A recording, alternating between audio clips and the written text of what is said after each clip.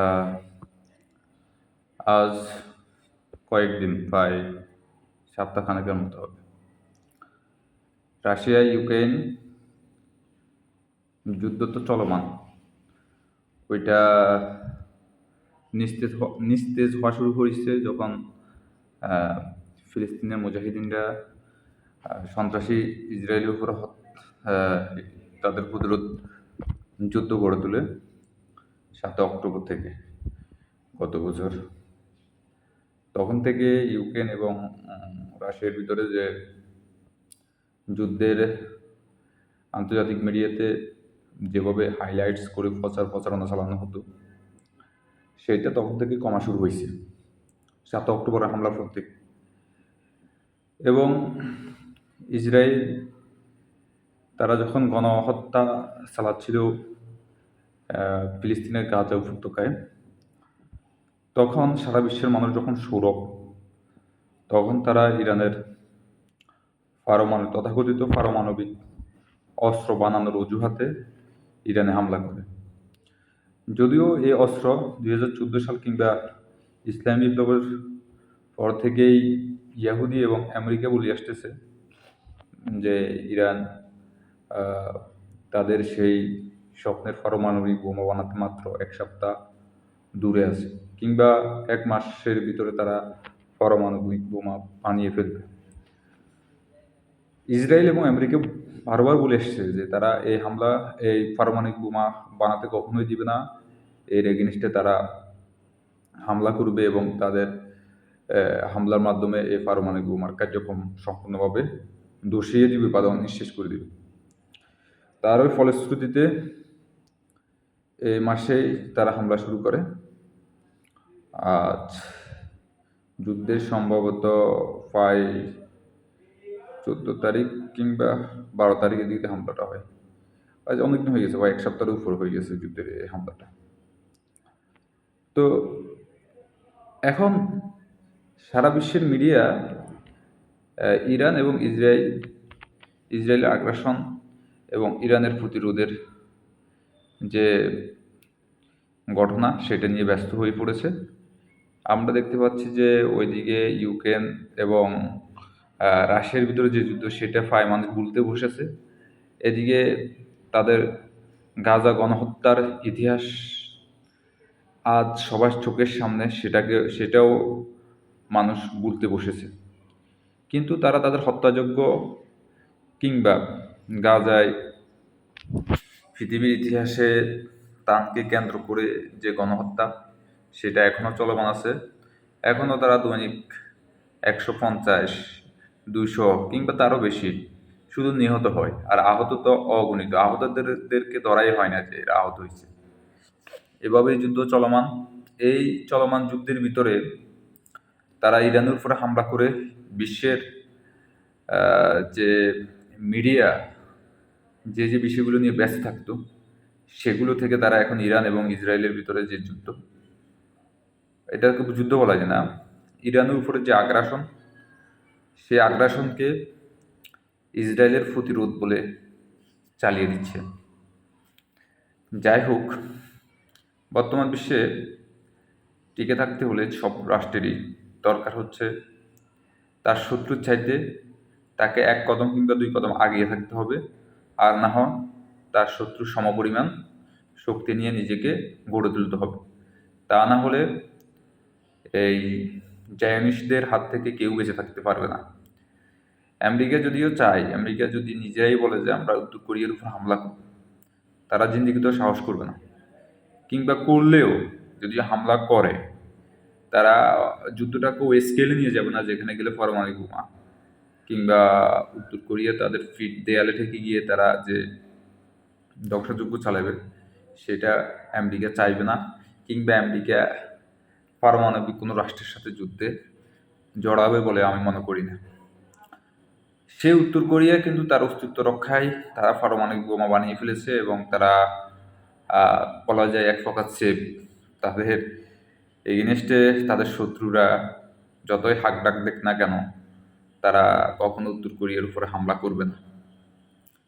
কিন্তু ইরানের বিষয়টা দুঃখজনক কারণ ইরানের যারা নেতৃত্বস্থানীয় ছিল, যে 20 জন 21 জন বা 22 জন কিংবা কারো কারো মতে হাই প্রোফাইল 32 জনের মতো মানুষকে হত্যা করা হয়েছে, যারা ছিল বিজ্ঞানী, সমরবিদ, রাষ্ট্রের প্রধান, রাষ্ট্রের সর্বোচ্চ নেতা খুমেনির সর্বোচ্চ ব্যক্তি যাদেরকে নিয়ে খুমেনি সিদ্ধান্ত গ্রহণ করে। সেই 80 কিংবা ইসলামী বিপ্লব কিংবা ইসলামী বিপ্লব পরবর্তীতে যারা নেতৃত্ব দিয়েছেন তাদের সবাইকে হত্যা করা হয়েছে। শুধু সুপ্রিম লিডার বা আয়াতুল্লাহ আলী খামেনি ছাড়া আর সবাইকে হত্যা করা হয়েছে।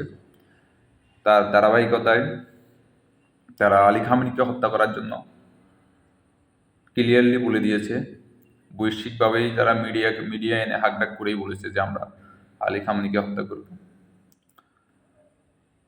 এখানে আমি মনে করি যে ইরানের অনেকগুলো দুর্বলতার সাইড ফুটে উঠেছে। তার ভিতরে হচ্ছে যে তারা তাদের যে হাই প্রোফাইল ব্যক্তি, যারা রাষ্ট্রের সর্বোচ্চ গুরুত্বপূর্ণ ব্যক্তি, যাদেরকে রাষ্ট্রের সর্বোচ্চ সিকিউরিটি দেওয়া হয়, তাদেরকে হত্যা করার মধ্য দিয়ে ইরানের যে সিকিউরিটি দুর্বলতা, যে গোয়েন্দা দুর্বলতা, যে সামরিক দুর্বলতা, সেটা ফুটে উঠেছে। তারপরেও ইরান এত বড় ঝড় যাওয়ার পরেও তারা নিজেদের মতো নিজেরা প্রতিরোধ গড়ে তোলার চেষ্টা করছে এবং তা কন্টিনিউয়াসলি করছে। কিন্তু ইরানের জন্য হয়তোবা তাদের যে সিনিয়র নেতৃবৃন্দ হারাইছে, যে প্রবীণ ব্যক্তিদেরকে হারাইছে, এটা একদিক থেকে ব্যাড লাক, কিন্তু আরেক দিক থেকে গুড লাক। যদি জেনারেশন স্কেল, বা আমি বলতে চাই আর কি, এটা আমার ওয়ার্ড, যে জেনারেশন স্কেল, যেটা হচ্ছে যে আপডেট মডার্ন, যারা আগামী 10 বছর পরে কী হবে সেটা নিয়ে চিন্তা করে, যারা আগের চিন্তা থেকে বেরিয়ে এসে হামলার পরিবর্তে কতটুকু মাত্রায় হামলা করতে হবে সেটা বুঝে এই জেনারেশন যদি ইসলাম বিপ্লবের দায়িত্বটা নেয় এবং তারা যদি সেভাবে তাদেরকে গড়ে তোলে, তাহলে এই আগ্রাসনবাদী আমেরিকা এবং আমেরিকার স্যাটেলাইট রাষ্ট্র ইসরায়েলকে ঠেকিয়ে দেওয়া সম্ভব হবে। এবং আমি আশা করি যে যুদ্ধটা যদি কোনো কারণে যেভাবে হোক যদি থেমে যায়, তাহলে ইরানের সর্বপ্রথম যেটা উচিত হবে সেটা হবে তাদের নিউক্লিয়ার অস্ত্র যদি না থাকে, যদি তারা অস্ত্র তৈরি করার ওই পর্যায়ে যেয়ে থাকে, তাহলে আমি বলবো তাদের দরকার ইমিডিয়েটলি অস্ত্রটা তৈরি করা। আর যদি অস্ত্র থেকেই থাকে, তাহলে বৈশ্বিকভাবে তারা হাকডাক দিয়েই বিশ্বকে জানিয়ে দেওয়া যে আমরা পরাক্রমশালী পারমাণবিক অস্ত্রের শক্তিত রাষ্ট্র। তাহলে এই জায়নবাদী, এই তথাকথিত নিজেদেরকে সারা পৃথিবীর সবচেয়ে জ্ঞানী ব্যক্তি ভাবা ইয়াহুদিদের দম্ভচ্ছন্ন হবে এবং এরা খুবই ভীতু জাতি। এরা কোনো না কোনো কারণে কোনো না কোনো মাধ্যমে ইরানের সাথে সমঝোতা করে চলবে ইসরায়েলি এই ইহুদিরা। তো ইরানের অনেকগুলো ভুল আছে, এর ভিতরে একটা হচ্ছে যে তাদের গোয়েন্দা সংস্থার যে দুর্বলতা, সেটা তারা স্বীকার করতে হবে। যদি তারা প্রকাশ্যে নাও করে, তারা বিতর্কতভাবে স্বীকার করে তাদের যে এয়ার সিকিউরিটি, অর্থাৎ এয়ার ডিফেন্স সিস্টেম, তাদের যে যুদ্ধ বিমান, তাদের যে ড্রোন ব্যবস্থা, তাদের যে স্যাটেলাইট সিস্টেম, এগুলো যে ভঙ্গুর, এগুলো যে দুর্বল, এটা তাদের বিতর্কতভাবে স্বীকার করে এগুলো নিয়ে কাজ করা উচিত। তাদেরকে শিয়া সুন্নি ভুলে গিয়ে তুরস্কের সাথে, তাদেরকে আফগানিস্তানের সাথে, ভৌগোলিকভাবে যেসব রাষ্ট্র তাদের সাথে সবচেয়ে ঘনিষ্ঠ, সেসব রাষ্ট্রের সাথে সম্পর্ক গড়ে তুলে নিজেকে ভূরাজনৈতিকভাবে ইরানের জায়গা থেকে ইরান শক্তিশালী করতে হলে তাদেরকে অবশ্যই কিছু কিছু জিনিস ছাড় দিতে হবে। ছাড় দিয়ে যেসব রাষ্ট্র তাদের সমমানা, তাদেরকে কাছে টেনে এনে তাদেরকে যত ধরনের সামরিক সহযোগিতা তা আনা এবং নেওয়ার মাধ্যমে ইরানের দুর্বলতা কাটিয়ে উঠে শক্তিশালী হতে হবে। তার ভিতরে আমি একটা কথা বলি, বর্তমান যুদ্ধের যে স্কেল, সেই ক্ষেত্রে হিউজ পরিমাণ বিল্ডিং এটা কখনো ছিল না। 80-র দশকে এত বিল্ডিং ছিল না। এখন যে যত বিল্ডিং হচ্ছে বা হবে, তো আপনি যদি আপনার শত্রুর সাথে যুদ্ধ করতে যান, আপনার শত্রুকে ইরানের, আমি ধরেন ইরানকে বলতেছি, ইরানের শত্রুকে, ইরান শত্রু হচ্ছে ইসরায়েল। তো তাহলে আপনি যদি ইসরায়েলের রাষ্ট্রটা দেখেন, ইসরায়েলের যে রাজধানী তেল আবিবটা দেখেন, সেখানে হিউজ পরিমাণ বিশাল বিশাল বিল্ডিং, এবং বলা চলে যে প্রায় ইসরায়েলের 60% বিল্ডিংয়ের পাশে বাংকার বাংকার আছে, যেখানে ইয়াহুদিরা গিয়ে আশ্রয় নেয়। এই বাংকারগুলোকে ধ্বংস করার মতো অস্ত্র ইরানের কাছে নাই, এটা ইরান স্বীকার করতে হবে। এবং কি ইরান স্বীকার করে ইরান এমন মিসাইল তৈরি করা দরকার যে মিসাইলের মাধ্যমে সে একটা বিল্ডিংকে মারবে, সেই বিল্ডিং শুধু ধ্বংস হবে না, সেই বিল্ডিংয়ের পাশে যদি কোনো বিল্ডিং থাকে ওই বিল্ডিংয়ে যেন নিঃশেষ হয়ে যায়। কিংবা যে মিসাইলটা যে জায়গায় ফুটবে ওই জায়গায় যেন প্রায় মাটির 20 ফুট, 30 ফুট, 50 ফিট নিচে যেন গর্ত হয়, এরকম সিস্টেম মিসাইলগুলো এবং হাই স্পিড মিসাইলগুলো তৈরি করা উচিত। তার পাশাপাশি তাদের অবশ্যই অবশ্যই এয়ার ডিফেন্স সিস্টেম সর্বোচ্চ পর্যায়ে, সর্বোচ্চ লেটেস্ট, সর্বোচ্চ, যেমন এরা কিন্তু ইরান কিন্তু পারে, যদিও আমি জানি না চীন কিংবা রাশিয়ার কাছে তারা কি S-400 কিংবা চাইনিজ যে এয়ার ডিফেন্স সিস্টেমগুলো ছিল এগুলো তারা সহযোগিতা চাইছে কিনা, তারা কেনার জন্য চাইছিল কিনা, কিংবা রাশিয়ার কাছে তারা তাদের কূটনৈতিক পর্যায়ে সামরিক সহযোগিতা চাইছে কিনা, এটা তো আমি জানি না। তবে তাদের এই যে ফিলিয়ানের এটা কি বলে, তাদের যে বিমান ব্যবস্থা, তাদের যে যুদ্ধ বিমানের সংখ্যা, তারা যে যুদ্ধ বিমান তাদের যে নেই, সেটাকে পূরণ করার জন্য তারা চীন থেকে নিতে পারত কিংবা রাশিয়া থেকে নিতে পারত হিউজ পরিমাণ। তাদের এইসব দুর্বল সাইটগুলোকে তারা সবল করতে হবে। তার পাশাপাশি তাদেরকে অবশ্যই নিউক্লিয়ার ফ্যাসিলিটি এটা অতি দ্রুত আকারে এনে তারা তাদের যে দুর্বলতা আছে নিউক্লিয়ার সাইটে, সেগুলোর জন্য তারা উত্তর কোরিয়া সহযোগিতা নিতে পারে। সহযোগিতা নিয়ে কিংবা চীন কিংবা রাশিয়ার কূটনৈতিক সহযোগিতা নিয়ে কিংবা গোপনে তারা নিউক্লিয়ার ওয়েপন তৈরি করা ইমিডিয়েটলি তাদের দরকার। তা না হলে টুডে অর টুমোরো রাশিয়া কিংবা ইসরায়েল কিংবা আমেরিকার সাথে তাদের একটা যুদ্ধ হবে। সেই যুদ্ধে যদি ইরান তাদের লেটেস্ট প্রযুক্তি দ্বারা সামরিক বাহিনীকে সজ্জিত না করতে পারে, তাহলে তাদের পরাজয় অসম্ভবই। আর যদি তারা কৌশলগত কারণে কিছু কিছু জিনিস ছাড় দিয়ে তাদের পার্শ্ববর্তী যেসব রাষ্ট্র আছে সেসব রাষ্ট্রের সাথে, যেমন সিরিয়ার সাথে তারা তাদের যে খারাপ অবস্থা সেখান থেকে বেরিয়ে আসতে পারে, কিছু কিছু জিনিস ছাড় দিতে হবে। আপনার সাথে একটা রাষ্ট্রের সাথে আপনি যেভাবে সেবেন একটা রাষ্ট্র সেভাবে চলবে না। তো সেক্ষেত্রে আপনাকে অনেক কিছু ছাড় দিয়ে হলেও বৃহত্তর স্বার্থে বৃহত্তর উদ্দেশ্য সাধন করার জন্য কিছু কিছু ছাড় দিয়ে হলেও একত্রিত থেকে কাজ করে গেলে সবচেয়ে বেটার হবে। শুধুমাত্র যে ইরানের জন্য বেটার হবে তা না, ওই রাষ্ট্রের জন্য হবে এবং মুসলিম বিশ্বের জন্য হবে, এবং মুসলিম বিশ্বকে নেতৃত্ব দেওয়ার ক্ষেত্রে সেক্ষেত্রে ইরানের অনেক অগ্রগতি থাকবে। সেকেন্ড টাইম হচ্ছে ইরান তার গোয়েন্দা সংস্থার যে দুর্বলতা, যে ব্যর্থতা দেখিয়েছে, এটা ভবিষ্যৎ যুদ্ধের জন্য ইরানের যে দুর্বল সাইটগুলো ছিল সেগুলো অবশ্যই তারা চিহ্নিত করছে। তাদের প্রথম সাইট হচ্ছে তাদের গোয়েন্দা সংস্থা, দ্বিতীয় সাইট হচ্ছে তাদের কাছে নিউক্লিয়ার অস্ত্র যদিও নেয়, কিন্তু নিউক্লিয়ার অস্ত্রের যে কাঁচামাল, ইউরেনিয়াম, প্লাটোনিয়াম সম্ভবত, যে কাঁচামাল, এটা অবশ্যই তাদের কাছে আছে, এটা শিওর। কিন্তু তারা এখনও ওই বোমাটা বানানোর ক্ষেত্রে অনেক পিছিয়ে আছে। তবে চাইলে পারা সম্ভব হয়, কারণ তাদের সরকারের ভিতরে দুইটা গ্রুপ, একটা গ্রুপ হচ্ছে সংস্কারপন্থী যাদেরকে বলা হয়, আর একটা গ্রুপ হচ্ছে কট্টরপন্থীরা। আপনি যদি বর্তমান বিশ্বে বসবাস করতে চান, আপনাকে অবশ্যই একটা পক্ষে হইতে হবে। আপনি নিরপেক্ষ থাকার কোনো অপশন নাই। যদি আপনি নিরপেক্ষ থাকতে চান তাহলে আপনি রাষ্ট্রই না, আপনাকে হয় আমেরিকা এবং ইসরায়েলের কোলে চলে যেতে হবে, আর না হয় আপনাকে রাশিয়া কিংবা চাইনিজ পন্থী হতে হবে। তো ইরানের রাশিয়া এবং চাইনিজ দুইটার সাথে ভালো সম্পর্ক করে যদি নিজেরা শক্তিশালী হতো তাহলে ভালো হতো, কিন্তু তারা ওটা যেহেতু করতে পারে নাই, তাই তাদের এখন দরকার হচ্ছে তারা রাশিয়া এবং চায়নার সাথে ভালোভাবে সম্পর্ক গঠন করা দরকার প্রয়োজনে সামরিক ক্ষেত্র তাদের সহযোগিতা জোট করে হলেও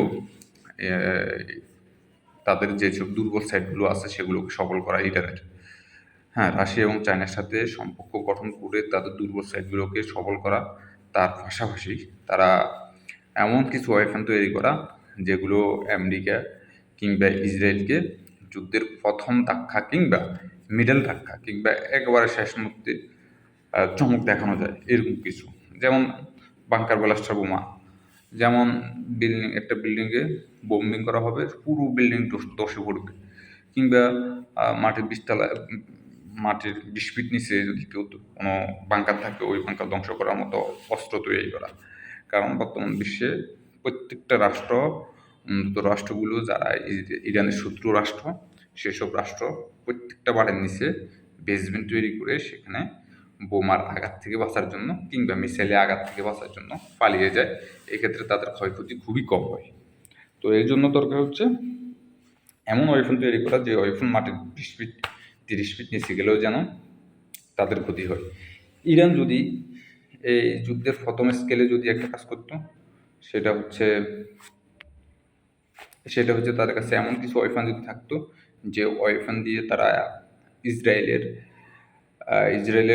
10-12টা বিল্ডিং একবার মাটির সাথে নিঃশেষ করে দিত, তাহলে আমি লিখিত এবং গ্যারান্টিভাবে দিতেছি ইসরায়েল আজকের এই পর্যায়ে আসি যুদ্ধ করার সাহস করতো না। এবং আমেরিকা বলতো আমি তোমাকে না করছি, তারপরেও তুমি গেছো, এখন তুমি মতো, আমার কিছু যায় আসে না। তো সুতরাং ওই রকম পর্যায়ে ইরানকে নিয়ে যেতে হবে, যেন যে অস্ত্রগুলো থাকবে সব অস্ত্র বিশ্বকে দেখিয়ে দেখিয়ে মারার কোনো প্রয়োজন নাই। তারপর হচ্ছে ইরানের ড্রোন ব্যবস্থা, ইরানের যে ড্রোন ফ্যাসিলিটি আছে সেটা ইরান থেকে ফ্লাই করে যে ইসরায়েলে হামলা করার মাত্র ওই শক্তি নেয়। বিশেষ করে laser laser laser guided missile যুক্ত ড্রোনগুলো, হ্যাঁ, লেজার গাইডেড মিসাইল যুক্ত ড্রোনগুলো ইরানের কাছে নেয়। আর যেটা আছে এটা অল্প রেঞ্জের, সেটা দিয়ে তার পার্শ্ববর্তী রাষ্ট্রকে আক্রমণ করতে পারবে, কিন্তু 2-3টা রাষ্ট্র বা একটা রাষ্ট্রের উপর দিয়ে গিয়ে আর একটা রাষ্ট্রের উপর হামলা করবে না।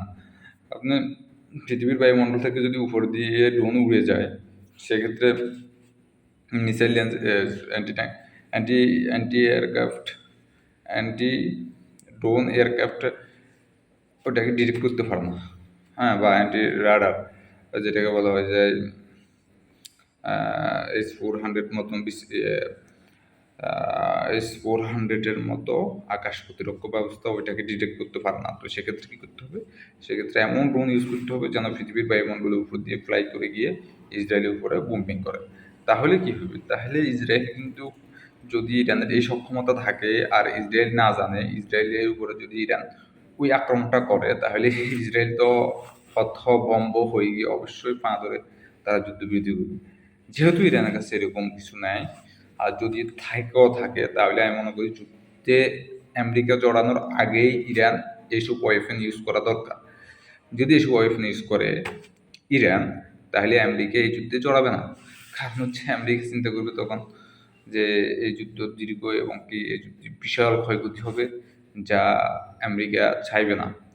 আচ্ছা, এখানে আরেকটা পয়েন্ট বলি, ইরানে হামলার পরে আমেরিকা এবং ইসরায়েল ইরানের রেজিম চেঞ্জ করার জন্য ডাক দিয়েছে।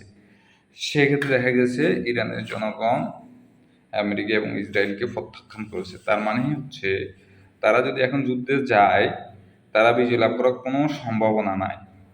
কারণ হচ্ছে সে দেশের মানুষ যেহেতু তাদের শত্রু এগেনস্ট, শত্রু বিরোধী, মানে শত্রু যেটা বলে সেটা করে না, সুতরাং ওখানে যদি বোম্বিং করে তারা অনেক মানুষ হত্যা করতে পারব, কিন্তু ওখানের শহরটা দখল করতে পারব, কিন্তু ইরান জুড়ে দখল করা সম্ভব না।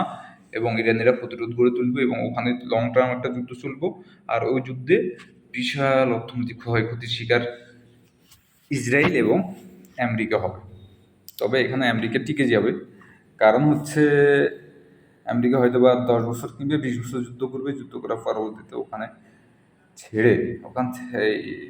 ইরান ছেড়ে হয়তো বা আবার আমেরিকা চলে যাবে, কিন্তু তাদের আলটিমেটলি ক্ষমতা আবার ইরানের ইসলামিক রিপাবলিক নিয়ে নিব। তো এখন এখানে আসে আমি বলি ইরান আমেরিকা যদি চাই এখানে 20 বছর কেন যুদ্ধ চালাতে পারবে, কারণ হচ্ছে আমেরিকা এমন একটা জায়গাতে আছে যে জায়গায় হচ্ছে একটা আটলান্টিক মহাসাগর ফাড়ি দিয়ে আমেরিকা, তার মানে হচ্ছে বিশাল একটা সাগর, সেই সাগরের পাড়ে হচ্ছে আমেরিকা। এবং আমেরিকা বলা যায় ইউরোপ এবং আমেরিকা মহাদেশের মধ্যে এখানে বিশাল এক সাগর, এই সাগর পাড়ে দিয়ে কেউ আমেরিকার বিরুদ্ধে গিয়ে যুদ্ধ করার মতো ক্ষমতা রাখে না। তবে হ্যাঁ, যদি আমেরিকার ভিতরে গৃহযুদ্ধ শুরু হয়, কিংবা আমেরিকার সাথে রাশিয়ান যুদ্ধ শুরু হয়, কিংবা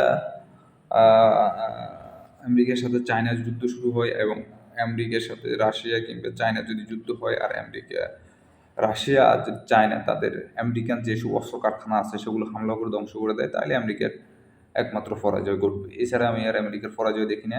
আমেরিকার পরাজয় কিন্তু দুইটা কারণ। একটা হচ্ছে তাদের ভিতরে যদি গৃহযুদ্ধ শুরু হয়, সেকেন্ডটা হচ্ছে চীন এবং রাশিয়া যদি একসাথে আমেরিকায় হামলা করে আমেরিকার অস্ত্র কারখানা, পারমাণবিক কারখানা, সামরিক কারখানাগুলো ধ্বংস করে দেয়, এখান থেকে তারা অস্ত্রগুলো জেনারেটেড করে, সেগুলো যদি ধ্বংস করে দেয়, তাহলে কি হইব? তাহলে আমেরিকা সারা বিশ্বব্যাপী যে যুদ্ধ চালিয়ে যায় সেটা আর পারবে না, তারা তাদের ঘরের ভিতরে আবার ঢুকে যাবে। তখন আবার নতুন বৈশ্বিক ব্যবস্থা চালু হবে, আর স্যাটেলাইট আসতে ইসরায়েল তখন এমনি দৌড়ে উপরে থাকবে। তো যুদ্ধের মোড় ঘুরানোর মতো যদি অস্ত্র ইরানের কাছে থাকে, ইরান অবশ্যই অবশ্যই এখন দরকার আমেরিকা যুক্ত হওয়ার আগেই ইসরায়েলকে এমনভাবে চমকে দেওয়া যেন ইসরায়েল ভয় তো পাই, আমেরিকাও যেন ভয় পায়। তার পাশাপাশি ইরানকে আগামী 10 বছর পর কিংবা আগামী 5 বছর পর আবার যেন এমন যুদ্ধের সম্মুখীন হতে না হয়, সেই জন্য ইরান তার আশেপাশে যেসব মুসলিম রাষ্ট্র আছে, সুন্নি রাষ্ট্র আছে, তাদের সাথে ভালো সম্পর্ক গঠন করে নিজের ভূরাজনৈতিকভাবে নিজেকে শক্তিশালী করা, তার পাশাপাশি অস্ত্রের যে ক্ষমতা সেটাকে আরও বেগবান করা, আরও স্ট্রং করা, আরও শক্তিশালী করা, সে আশাই করে আজকের মতো বিদায়। আল বিদা।